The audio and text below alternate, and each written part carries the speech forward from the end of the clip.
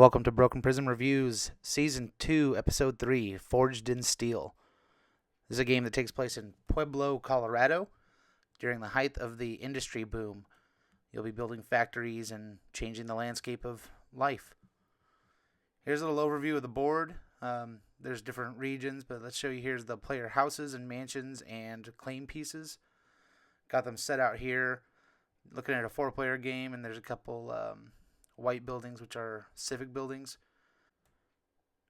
And that's the basic setup beginning of the game from the rule book. Over here you set the era and then the beginning points for each person and what industry and civilization. There's also a phase where you set who has what turn. That's on the left, and the top right there you have the turn order, which changes.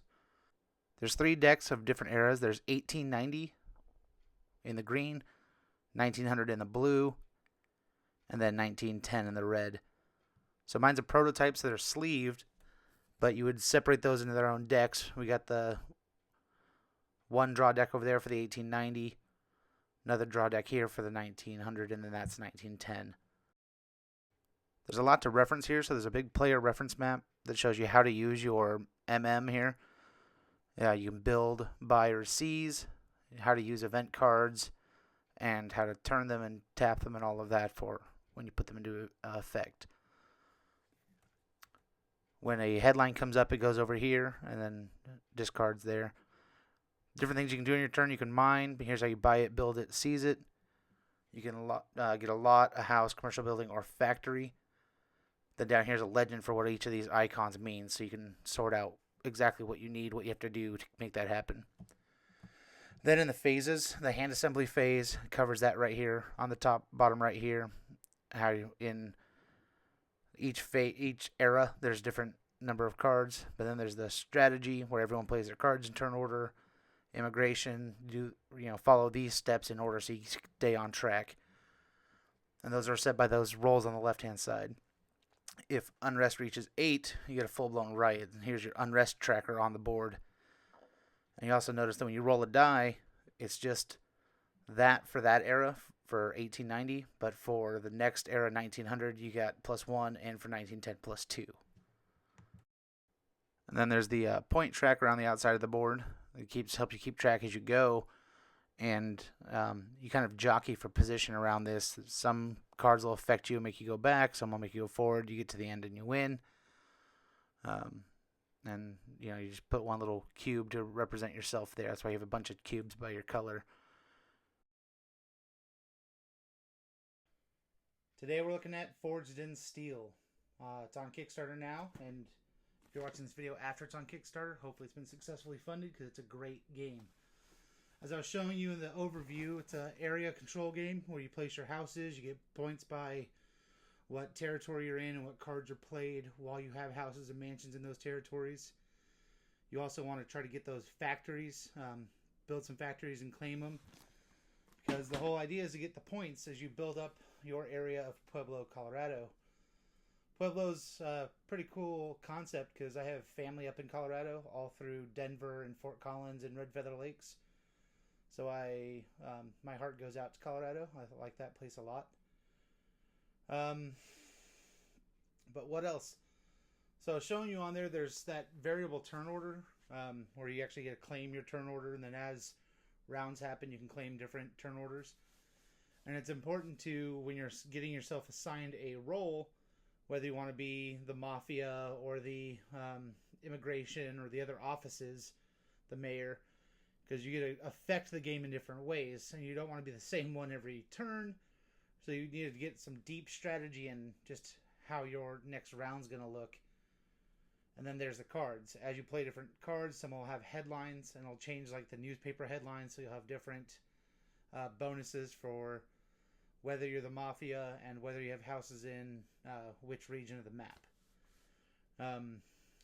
It's a clever area control game. I do like it quite a bit. If I had to pick out any one thing to say, because as a reviewer I should say there was one thing that threw me off is on the cover art, and I think that might get updated, or maybe I'm just being picky.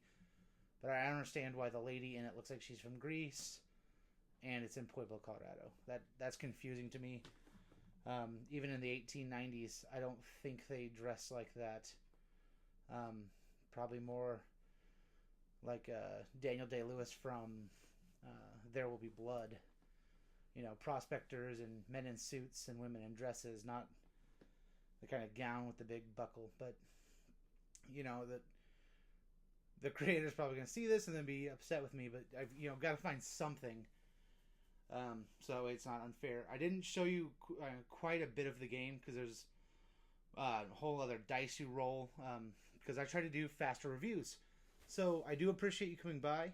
I want you to check this game out. Check it out on Kickstarter right now. That's Forged in Steel. It's an area control game. You're building up entire population areas by, you know, building houses. It's kind of like a board game sim. We're trying to build up a community but not let the civil unrest get out of hand, where riots happen and they tear down factories. So while your idea is to be the industry mogul, you got to make sure you're not ruining the morale of all the plebes that live there. So it's got a lot of strategy to it. It's a really deep board game. It's the way the cards play. You know, you got the different the point value to play those cards, and the way they affect things are really rad. So you'll see me on there as a backer, even though I've got the prototype copy here. I'm excited to see the different stretch goals he's got. I'd like to see those custom dice. So if we get this game up and running to that stretch goal, it'd be sweet. He's going to get actual steel, forged in steel dice to roll custom for the Kickstarter. So now's your chance to get in on that one-of-a-kind item if you want to get in there and back it now. Thanks for checking out Broken Prism Reviews, and as always, come back for the next episode. We're going to be rocking out some more games. As you see behind me, I've got more to review, so I will catch you next time. Thanks. Bye. Thank you for checking out a United Geeks Network family member. If you enjoyed it and are looking for other online media with a geek culture slant, head over to UnitedGeeksNetwork.com, where you will find Geek Girl Weekly. Have you ever wondered what goes through the mind of a gamer girl?